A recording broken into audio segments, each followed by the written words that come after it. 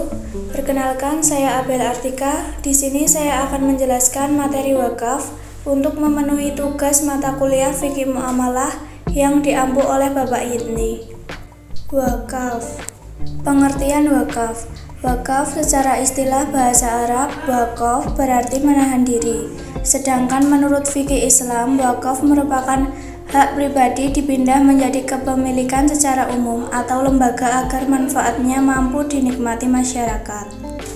Jadi, wakaf adalah menahan harta yang diberikan Allah, uang dikelola oleh suatu lembaga, dan hal tersebut sangat dianjurkan oleh ajaran Islam karena sebagai saran mendekatkan diri kepada Allah yang ganjarannya terbawa sampai si pewakaf meninggal dunia.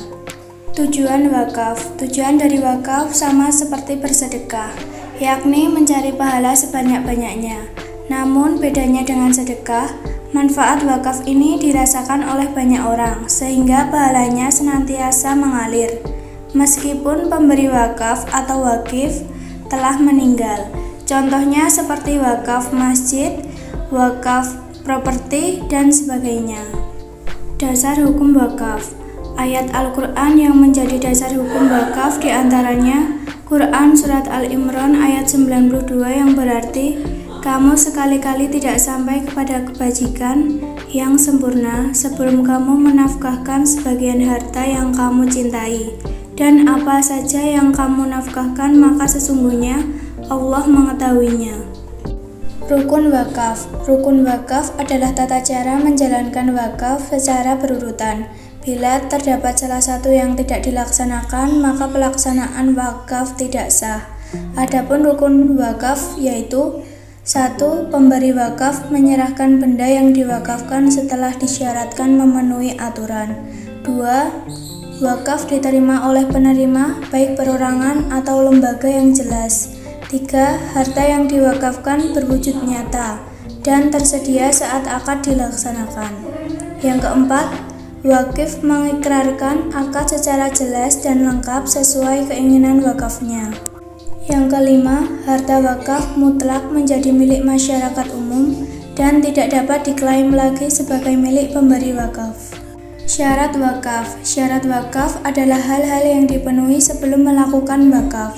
Syarat wakaf antara lain, yang pertama adanya wakif. Wakif adalah pemberi wakaf. Seorang wakif harus berakal sehat, mempunyai harta, tidak berada di bawah pengampuan hukum dan merdeka. Yang kedua, ada harta ma'ukuf. Syarat wakaf adalah harta ma'ukuf di mana aset yang diberikan sebagai wakaf wajib mengandung nilai benda had, berwujud nyata dan sebelumnya dimiliki oleh wakif sebelum dipindah tangankan. Yang ketiga, ada ma'ukuf alaih adalah penerimaan harta wakaf baik perorangan atau badan tertentu. Penerimaan wakaf harus secara tegas mengikrarkan wakaf dipergunakan untuk kepentingan umum dan ibadah dan mampu menjelaskan rencana penggunaan harta mauquf.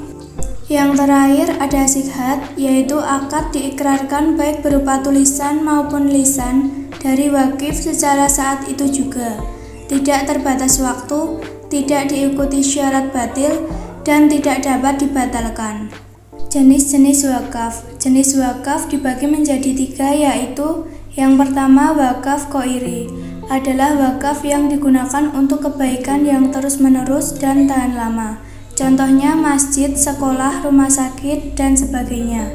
Yang kedua ada wakaf ahli, merupakan jenis wakaf yang kebermanfaatannya ditujukan untuk keturunan wakif. Atau wakaf ini dilakukan oleh wakif kepada kerabat atau keluarganya. Contohnya kisah wakaf Abu Taltah yang membagikan harta wakaf untuk keluarga pamannya. Yang ketiga ada wakaf mustarak, merupakan wakaf ditujukan untuk keturunan wakif dan masyarakat umum. Contohnya pembebasan sumur pribadi untuk digunakan oleh masyarakat luas. Manfaat wakaf diantaranya mendapat manfaat secara religius, meningkatkan hubungan persaudaraan, membantu pihak-pihak kurang beruntung, dan sarana membangun kepedulian sosial. Hukum wakaf adalah sunnah muakkad atau amalan sunnah yang dianjurkan. sebab wakaf merupakan sedekah jariah yang pahalanya terus mengalir meskipun orang mewakafkan atau wakif telah wafat. Hikmah wakaf adalah hal yang akan kita peroleh di saat memberikan sebagian harta berharga untuk keperluan sosial dan ibadah bagi orang lain dengan ikhlas. Di antaranya ada meningkatkan kualitas fasilitas ibadah, meningkatkan pembangunan negara, meningkatkan rasa peduli antar sesama, meningkatkan kesejahteraan umat, dan memperoleh pahala jariah. Sekian dari saya, jika ada kurangnya saya mohon maaf. Terima kasih. Wassalamualaikum warahmatullahi wabarakatuh.